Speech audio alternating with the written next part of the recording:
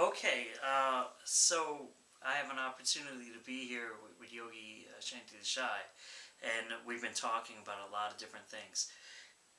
I'm not going to lighten up either. I'm going to go with the big questions now. So we've talked about being positive, feeling good. You're in the here and the now.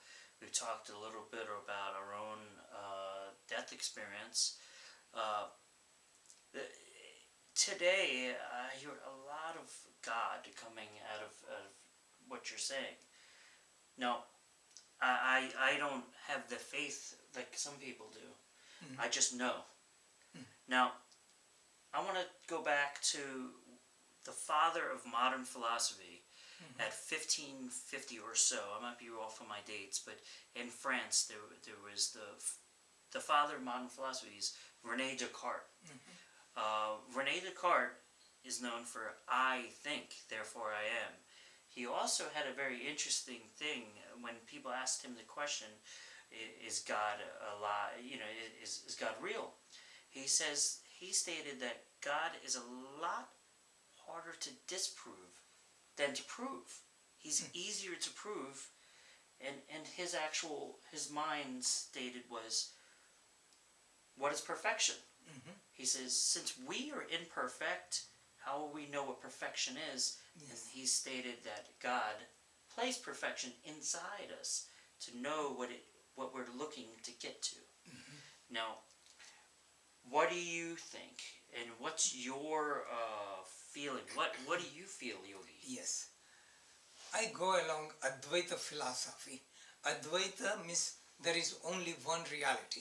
There is no two. Two means I and you. Right. Yeah, inside and outside.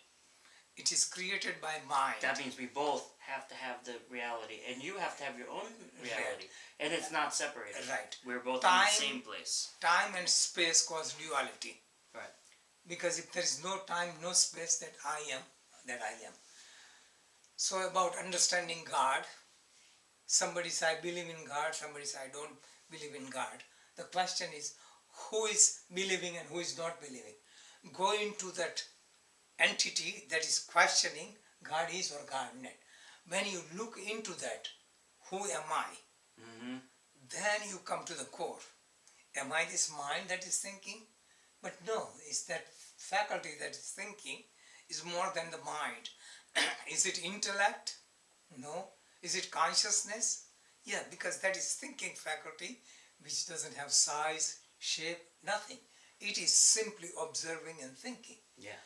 So that is called consciousness. But then how about who watches consciousness? See? Consciousness watches intellect, intellect is watches mind, mind watches the world. But who watches consciousness? Consciousness watches consciousness. That means universal consciousness watches individual consciousness that is questioning God or no God. Okay. So universal consciousness is everything. So when you go to that level, there is nowhere to ask question, God is or God not. Yeah. You become the experience of God. I feel I've a man come to my school last month. He told me a story where he was arrested. Yes. And in the story, he was arrested by selling crack cocaine. Right? So then he also states beforehand that he doesn't believe in God. Yes. I also said to him, so after you did these things, and now you find yourself in a position where you're barely there. He come into my school, and before he come to my school, he was in the bar. So he showed up drunk. I watched him cross the street from the bar. Yes. So I said to him, it's not just the fact you don't believe in God. You also don't believe in yourself. Yes. So would you state that all of it is, well, first, would it matter if we believed in God or not? No, it doesn't matter. It is experience. It just could be. Yes. But people who are in the prison, concentration camp, they go through such crises. So they are hanging on to their ego, belief in everything. So everything drops. So they go to the experience of surrender. That is what happens. When goes into experience of surrender, giving up ego, mind, everything, then experience comes. And that is what he probably experienced. What do you think about the anti-self, where he is against himself purposely? Yes. Or unpurposely, Yes. he's following a negative pathway. Anti-self comes from thought of mind. So when you are in self, there is no mind. So there is nothing going one against the other.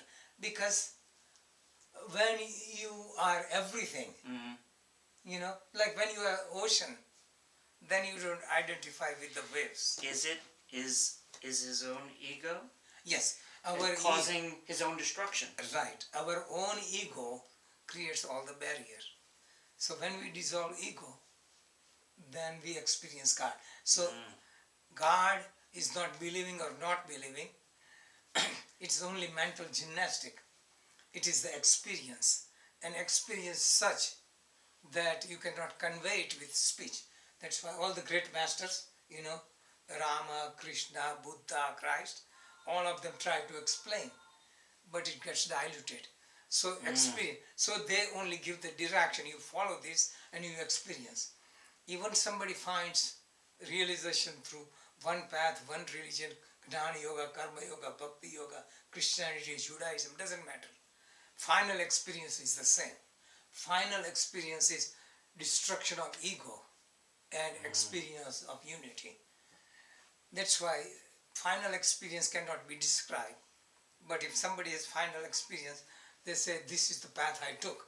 So you follow that path. So all the great masters, Buddha say, eightfold path. Christ say, follow this.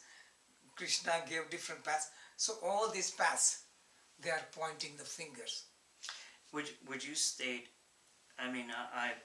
there's a lot of religions out there. Yes. And everybody wants to call God something else. Yes. And I think it seems to be connected as if they're saying very much a similar thing. Yes. And most of there are other religions, of course. There's religions that don't believe in anything. They believe in Saturday only. Yes. Or Friday night parties. Yes. So they're kind of their religious way of getting high and drunk. Yes. So they try to achieve a higher consciousness. Yes. I think you're probably on time here, but I want to talk about another thing. One more. Yes. Yeah?